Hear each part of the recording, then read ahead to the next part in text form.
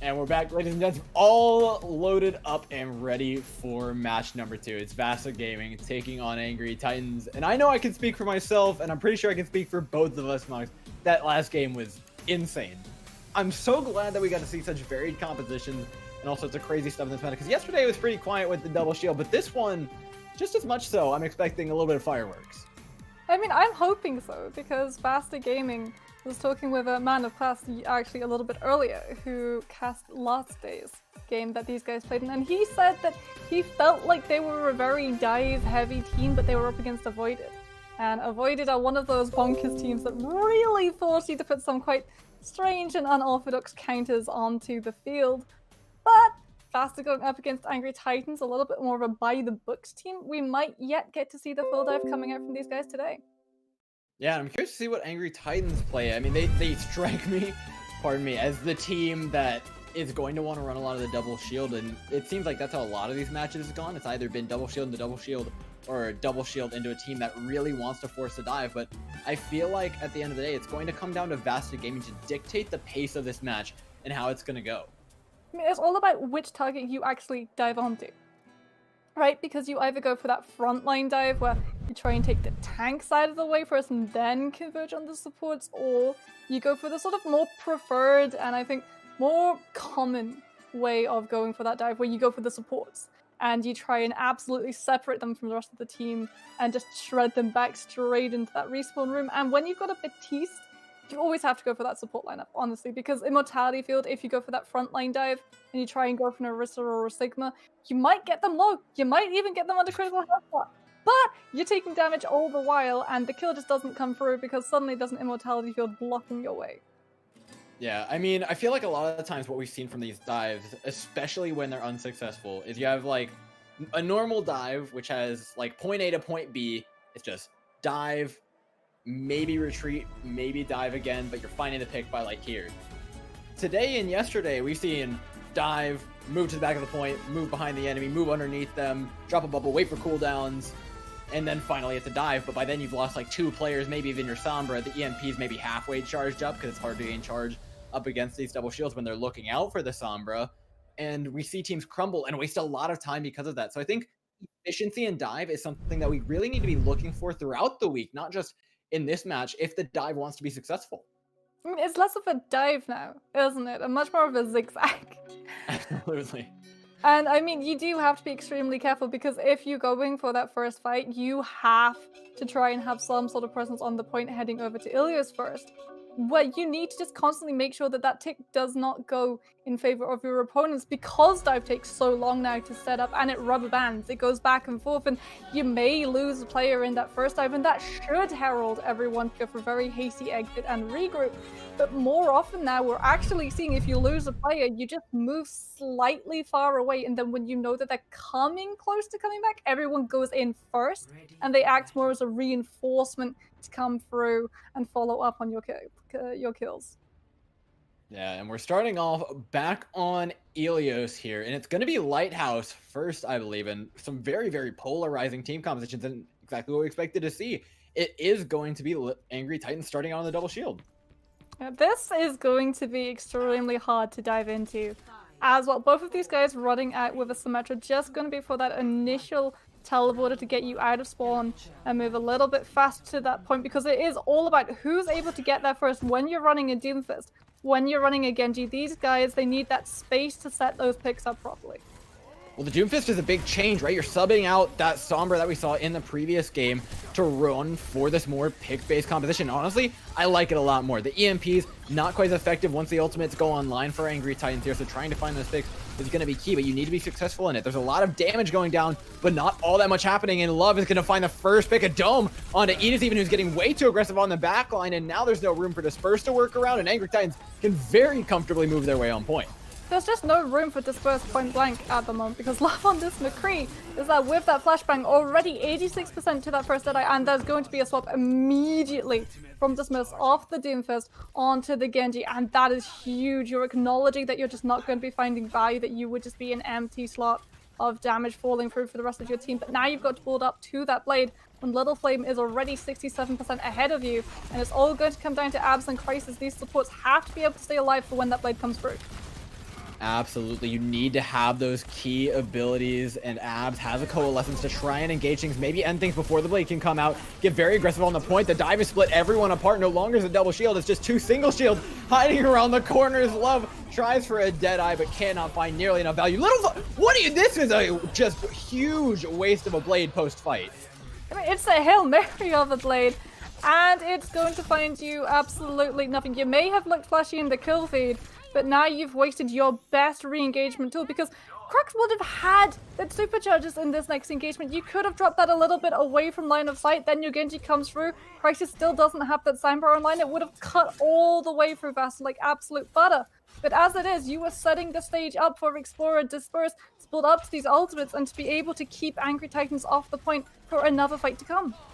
Yeah, Angry Titans had an ultimate advantage, but they're slowly losing grip of it. Let's see if they can make the most of what is the last of it here, as Starboy has the rally to survive the next dive. That's going to be extremely scary, but Nastin goes down early. You cannot be losing your Sigma to that. That is inexcusable from him, moving so far forward that not even his team with double shield is going to be able to save him. Luckily, though, Angry Titans, and not to mention Love, is just going insane on this McCree right now.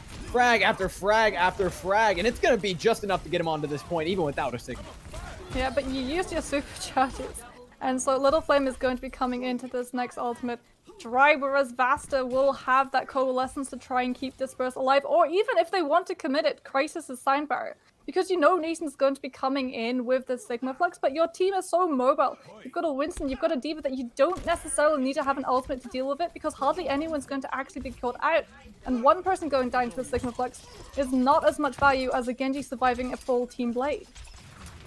Absolutely, and now with this ultimate advantage, VASTA Gaming, they need to start out, but with what? I think it's going to be this coalescence from Abs trying to sustain out yet again, but no, it's Edith's Pulse Bomb straight onto Starboy. Not Love, though. Again, this Deadeye is going to be deadly with the high ground. He also just gets to farm up. I'm getting worried here for VASTA Gaming, because with all these sightlines comes the Blade, comes the 6-shooter, and he's laying down the law with it.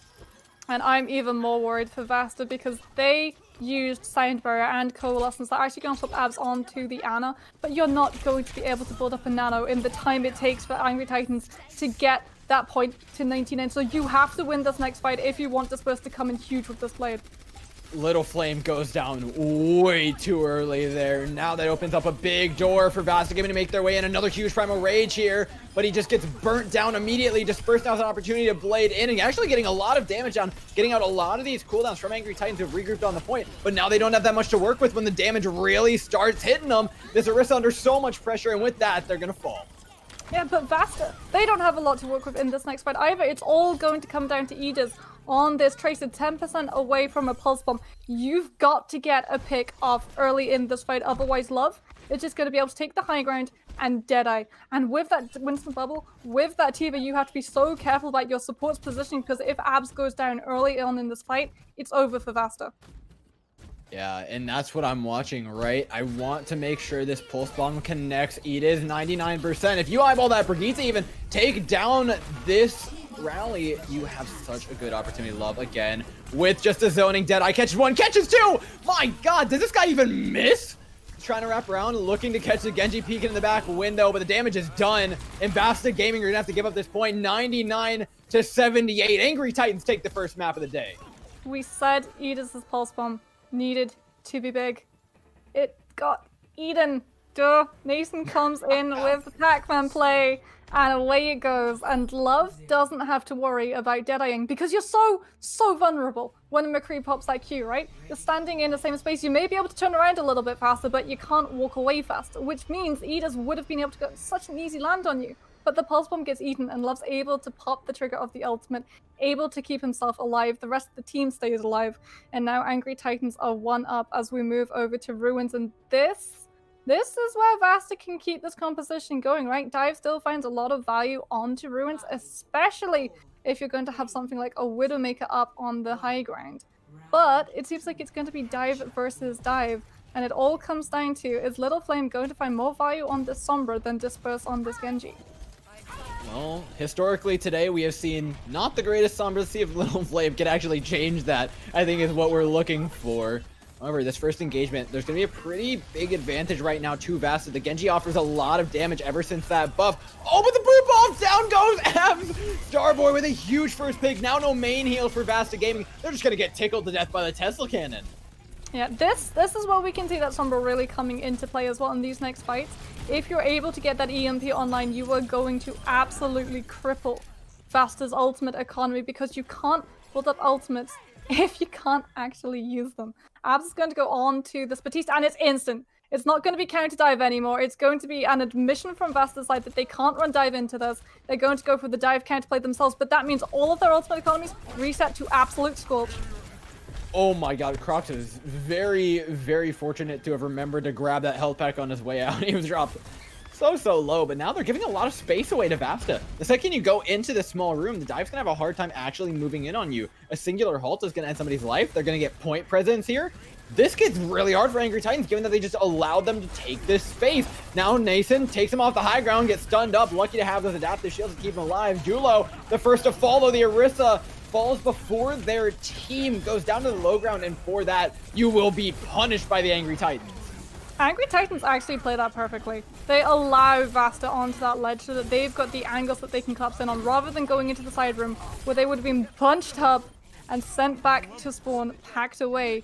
Angry Titans just wait out until the fight widens out just a little bit, and then they can send Nathan and Love and Little Flame in all of these different directions and just collapse into VASTA, who can't deal with the amount of people, the amount of bodies coming at them. Disperse is going to be coming into this molten core though, and this is a play that VASTA can really try and hinge towards if they're able to set this up on point, but it requires that point presence, and it requires not being caught out by EMP. I mean, I'd love to direct our attention to just the top left of the screen. That is a lot of check marks, and they're all looking to connect. Love finds the first onto that hero that you mentioned was going to win the fight for VASTA. All of a sudden, that condition is just gone. 85% takes over, and this is final fight territory for them. It's this, or you lose Elios. Little Flame putting in a ton of damage, and it's already not looking good as they've lost their main healer. They're getting picked apart and taken down. 95% taken over, and it's looking like a clean victory here on Ruins for Angry Titans. Disperse going to have to try and pop that molten core, but it's not going to find anything, and Angry Titans will be walking away with that win. And we got to see the Sombra, and we got to see the Sombra find value, and the Sombra find value to her because she stayed alive. Little Flame was playing so cleanly on that Sombra, but so conservatively as well, not going for the one-on-ones when you were out of your depth, not going after the entire team, but able to get those really niche picks that just tipped your team right over the edge, because we knew that Disperse was on that Tourbillon. We knew he would have Molten Core. We knew that as that ultimate comes through, that point would have been shut down. You wouldn't be able to move on to it, otherwise you would take so much damage, you would just be gone. And that, VASTA knew it, so too did Angry Titans, and they did everything in their power to remove it from play. Absolutely. Sombra was good, but what I think distances Angry Titans from the Dreadlords that we saw earlier is their ability to win fights without EMP, right? They still have a coordinated dive that can find kills, that can pick apart a double shield without having to just eliminate those shields with an EMP or wait for an EMP. They have so much confidence on both of these compositions, not to mention, right? On the double shield, they came in and dominated. When it came to the dive, they also dominated. VASTA Gaming has left a lot to be seen. I don't think we could really tell all that much off that previous match, but that's only because it went so fast. VASTA were constantly behind it though. As soon as they lost in that mirror matchup of the dive, they had to swap off. And it wasn't just one hero out of the 6, no, it was a whole boatload of them. And so you're losing out on so many ultimates, and we talk about how when you're behind in ultimates, you're behind in the map, you're behind in that point percentage, you're behind in controlling the tempo of all of these fights and determining how they're set up, how they finish through. It really, really, really does mean shooting yourself in the foot. Sometimes you've got to just bite the bullet, but other times your foot just bleeds out and you're left unable to stand.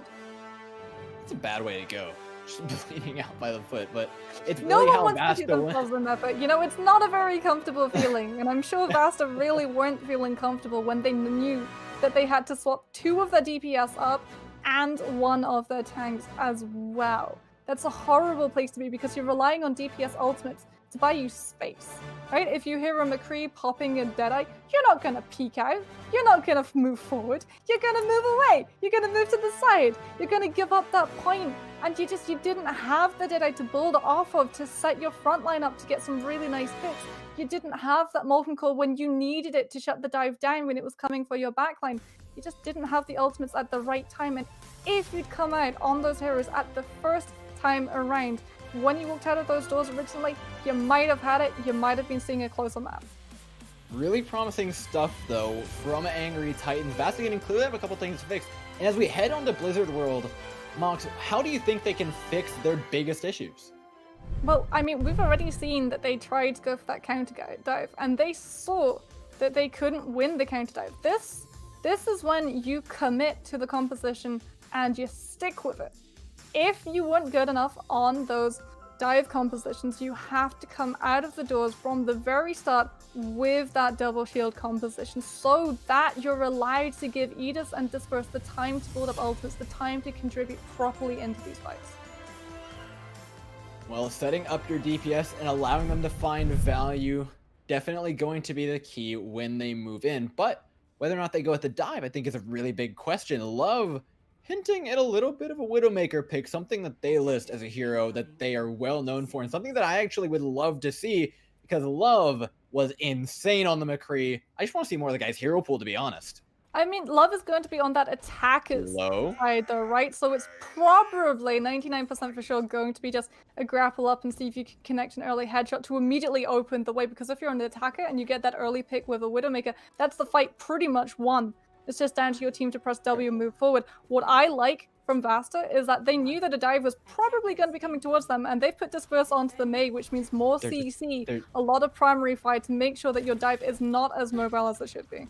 We can't possibly ignore where Angry Titans have set up. In this side room, like the Starboy, he's got an inkling of an idea what's going on. I think they know. Guys, they're over here. What do we... I think they've just been confused.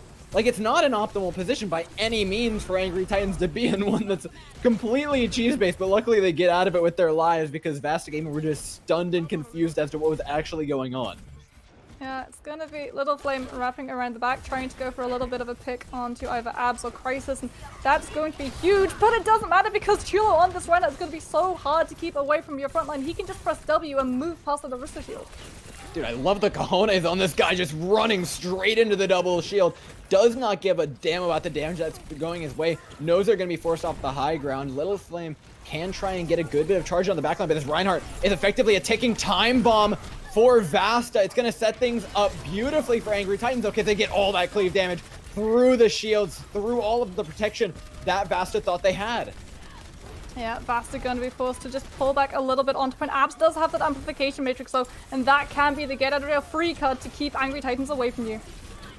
Angry Titans, though, they're in a world of trouble. No, Little Flame, you get your pulse bomb eaten. Explorer has done it again here on this Sigma, does not let the bomb through, and now there's a lot of stagger opportunities for the Angry Titans, not to mention this amplification matrix. A lot of damage. They have the spawns in, they have the damage, they have the sound barrier even to counter the gravitic flux, and slowly but surely VASTA are losing a grip, but they find their way back in as their tanks regroup with their supports. Yeah, Angry Titans looking like they'll be able to pick up that point. Disperse is actually off the Mei and onto the Genji, so you know that you're not dealing with that dive. You don't have to have that CC card to keep your backline safe. Instead, you're going to be going for something that can actually harass Angry Titans on themselves, but again, resetting your ultimate to 0. And if you're Angry Titans, you've got the high ground, you've got Doggo who can just set up with this amplification matrix as VASTA walk out of spawn, and they'll be taking so much poke damage. You already have that pillar just moving for free right now, and it doesn't look like it's going to be slowing down soon. Yeah, with the high ground, they're going to be extremely hard to remove. VASTA has ultimates out, and they have everything ready, but they don't have Little Flame, who goes down again. Tracer, Genji, be it what you will, they try to engage, but they're just not able to find that early value. Yeah, Angry Titan's going to be waiting just a little bit longer, and they can't go for this high ground setup now either, because you've got the superchargers, you've got the amplification matrix, you want the space to use it to make sure that VASTA can't run away when you drop those two really powerful ults. But waiting means that you're risking Explorer hitting this Sigma Flux. Yeah, and that's exactly the key breaking point that you need. It's going to shut down a lot of the abilities that VASTA Gaming have and want to use to break this fight. Not to mention that amplification matrix is not going to matter when you're up in the sky. They're trying to use it to gain some sort of precedent over the point, but the train's leaving without them. VASTA Gaming are headed straight for the end of point B, and now with Angry Titans on the attack, the Gravitic Flux does manage to find one onto Little Flame, but that hasn't mattered in the past. This rally from Starboy gives him so much more sustain. Julo has to move on to the cart. He's lucky though, because his DPS are going nuts right now. Ida's coming up big alongside Disperse. Oh, if Angry Titans had been able to get a kill sliding in their favor, that would have opened the floodgate. Love would have been able to send that Bob on through. But as it is, VASTA are the ones picking up the kills, and Love is forced to wait, and now you've got to try and set this Bob up alongside Nason's Sigma Flux. You can go for the play. It will be absolutely huge because Abs will be forced to put that Immortality Field in to cushion everyone's fall, allowing Love to get that Bob to come through and the damage to stick. But you've got to do it before Disperse is able to come in with this Genji Blade. Disperse is just a threat that they need to shut down, though. This Genji Blade is going to be inevitable at this point. 98%. Now it's not about not letting him get it. It's about shutting it down. Ida's going down first, though, is exactly what the Angry Titans need. You've made the space. You found the pick. And now, one by one, this army of men falls. Little Flame, looking to repeat history, gets stunned out and nearly taken down yet again on the Genji, but his team's more than happy to clean up after him as all those abilities were used. They drop down onto cart with absolutely nothing to contest point B being taken. Yeah, it's going to be Angry Titans getting 3 minutes 30 seconds on the side and a stagger onto Abs. Brutal. And now if you're VASTA, you don't get the chance to try and set up to stop this cut until it started properly on its way through C, because you're going to be lacking your main support. You're lacking that amplification matrix, that immortality field. Yulo and Explorer cannot press forward because they won't be able to be saved if Angry Titans decide to go after them. Yeah, I think they definitely need to be waiting a little bit before they move in here. They're going to look for the Halt Dynamite combo. They're going to need a lot of damage through your Amplification Matrix. That's exactly what you wanted, Mox. They're buying time for themselves. Angry Titans, they kind of have to respect this. That's a little early, but he does manage to find one. It's I'll call it a cleanup, though, on the previous fight. It's not even a fight one in and of itself. I mean, you want that blade back, though. You really want that blade back, too. Angry Titans are going to be coming in with a lot of ultimates, and VASTA just burned through a fair majority of those. Edis is going to go for a little bit of a sneaky play. Going to be waiting in that side room to send Bob on through. But we've already seen that Angry Titans, they don't fall for VASTA's tricks, right? They don't fall through these side rooms, and they've already spotted the Ashe out. Oh, I love this, though. The Halt into the Gravitic Flux. So proactive from VASTA, though. I think they recognized their big mistake in the ultimate game and realized they had to win the fight before it even started. Yeah, but now you were delaying the problem. Because Angry Titans, they've got the ultimates. They've got the Blade, they've got the Sigma Flux, the Superchargers, the Bob, and look at what VASTA's got. It's nothing. Abs is close to that Amplification Matrix, sure, but Amplification Matrix is not going to be enough to keep a team away when they can just throw in the Superchargers to their face.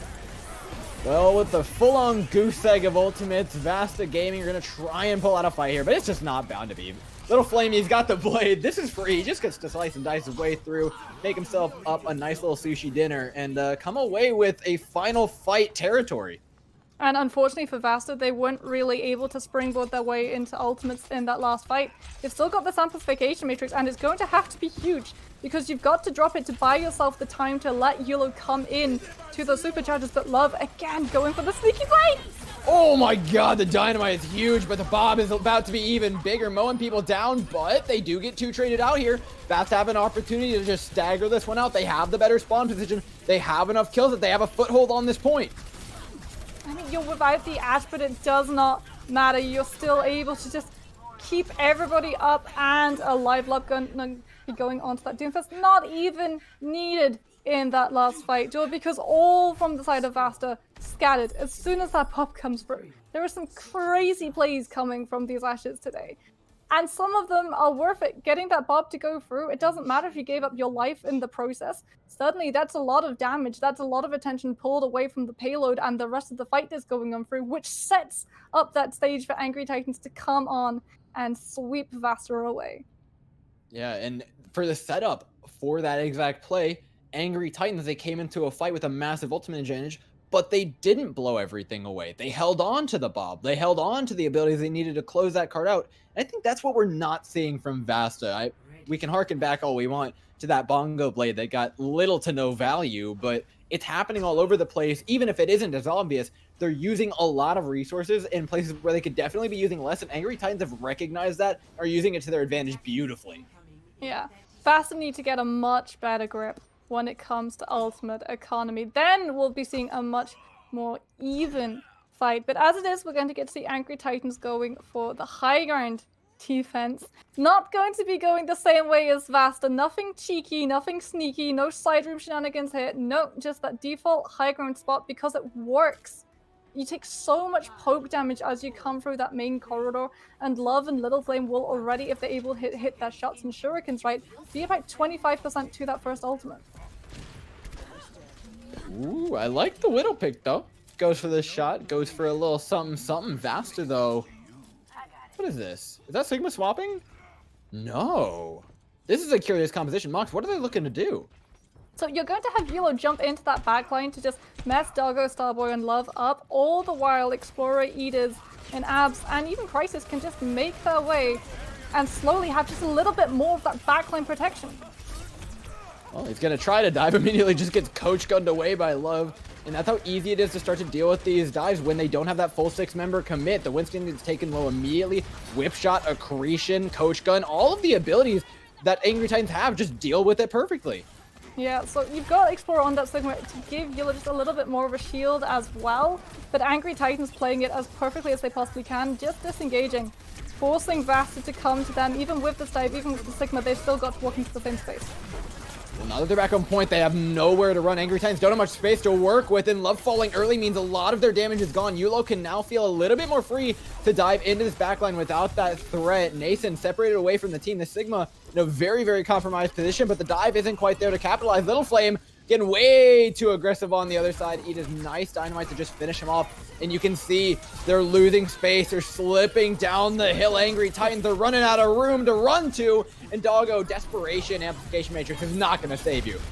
Yeah, that's one that you're going to be wanting back in this next fight as well, because it is pretty much over for Angry Titans, which means VASTA will be able to keep this payload, well, start to move it. And they'll have Disperser's Blade to open things up. And if you had an Amplification Matrix, you would have bought yourself the time, the place to set up on this high ground, get Little Flame and Crocs into position with the superchargers with this blade. But as it is, VASTA are being very conservative right now, though. They're pushing this payload and they don't have any high ground presence, even though they'd already won the fight out. So Little Flame is already in position, already waiting to pull out that blade and go into the team's line. And it's just waiting for the right moment. They've got the bongo down. They have a lot of damage, but they're not able to combo. This is a really smart disengage from VASTA to get away from what they know is about to be a scary blade. Delay the problem, but they've got to keep an eye on Little Flame, who's in the side room, who still has this blade. He's currently being dynamited up, but he's still got that ultimate, and he's going to be using it after the Sigma Flux. Oh, halt into Flux, into a lot of dead VASTA Gaming players. 350 on the clock, but that fight's definitely not going to be a win. Well, you do manage to get Little Flame and Love, so both DPS available for VASTA and not that for Angry Titans, which allows your front line to surge forward completely uncontested. And what should have been a fight win for Angry Titans, they threw in so much, suddenly becomes their biggest loss because they are going to be so far behind in ultimates. Love's going to be coming into a Bob, but Abs, he's still got this amplification matrix. He can just drop that down, and Bob will not last milliseconds if the entire team focuses him through it. Well, now Angry Titans, they have to face their mistakes and correct them. That was a fight they absolutely should have won. They had lined up. They had all the abilities. They had all the damage. Just did not follow up, did not respect VASTA Gaming. And now with the worst position on the map, they have to pull off the same hold. Little Flames being a real thorn in their side right now, though. The Angry Titans refuse to give up this high ground. I mean, he has to be that thorn. He has to buy Love the space to set up this Bob play because it's the only thing Angry Titans have to work with right now.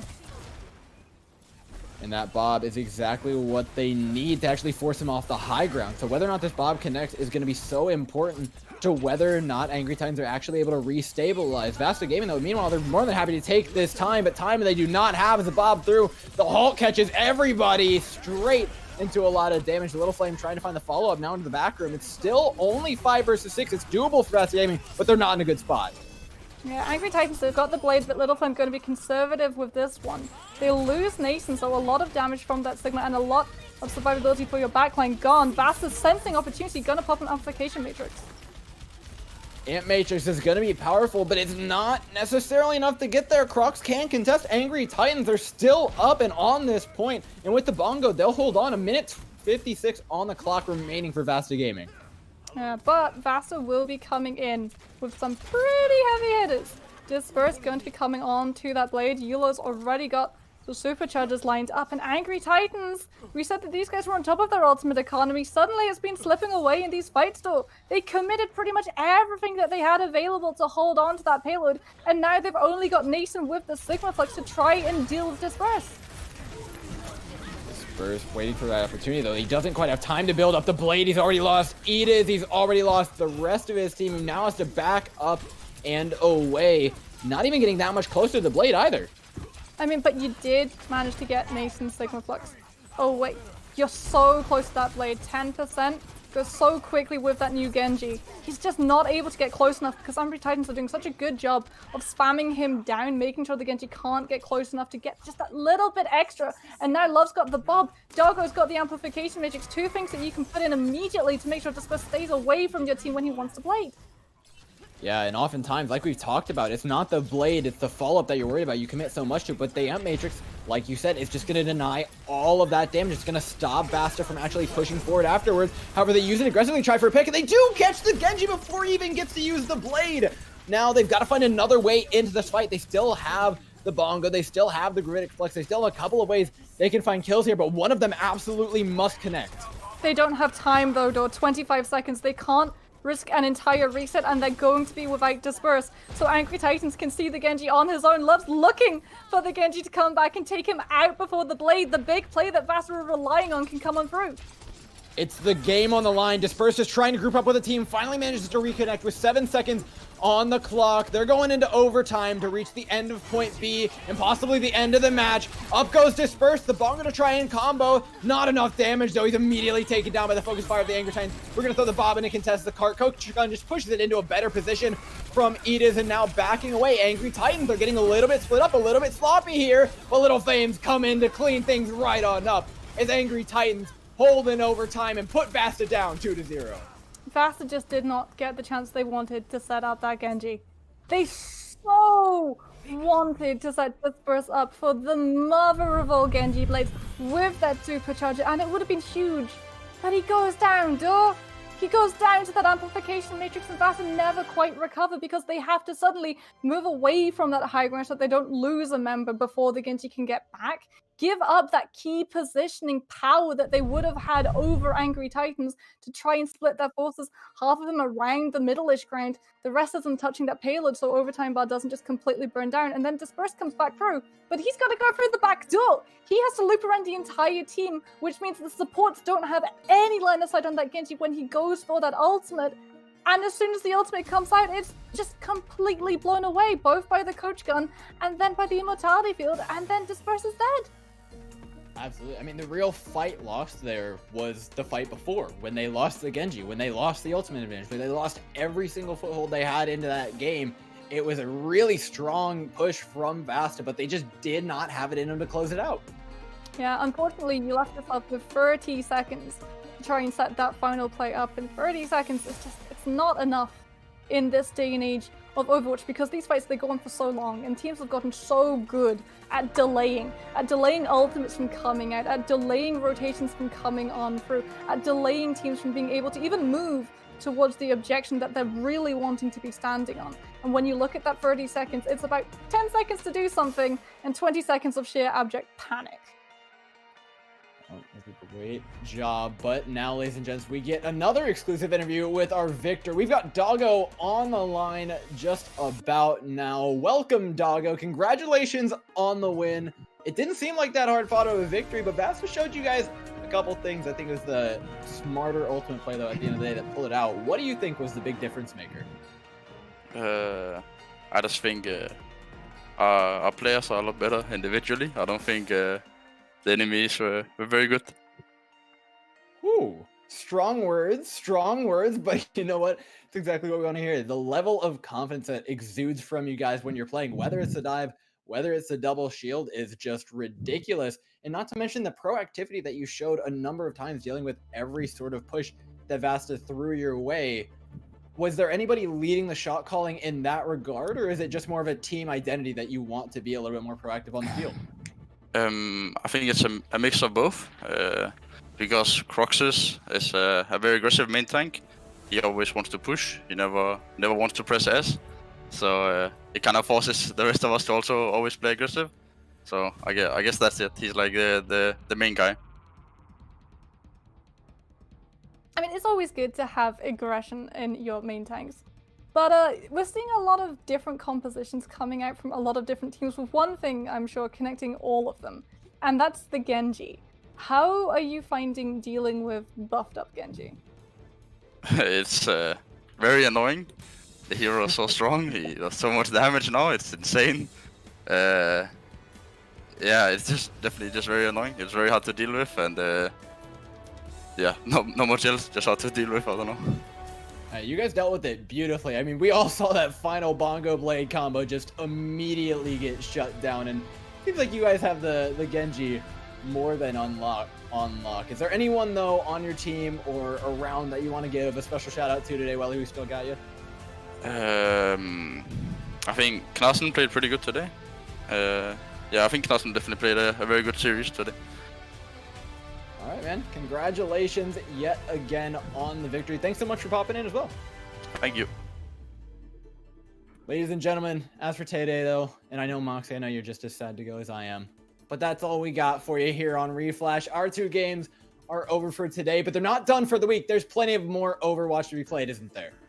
Oh, absolutely. We've got an entire week of Contenders trials, an entire week of seeing Genjis try to go for that clutch play, only to watch play of the game slip through their fingers as everyone turns around and deals. You see, it's the highs and lows of being a DPS main. Sometimes you're at that peak performance and you manage to get a 6k, and other times you feel like Blade and you just get immediately deleted. See, Mox, my Genji isn't looking that bad anymore, is it? I mean, 61% win percentage, I'm pretty sure if I recall correctly, over all of the seasons, so it's going up. It's going up. We're working on it. Maybe one day I'll be able to play that well, but for now, I'll leave it up to these players who've done a fantastic job so far. Like I said, there's plenty more good Overwatch to be seen, and it'll all be right here on Monkey Bubble and Monkey Bubble Reflash, so keep your eyes peeled for that. Same time, same place. That's for today, though. That's what we got. Thank you guys for watching, and we'll catch you later.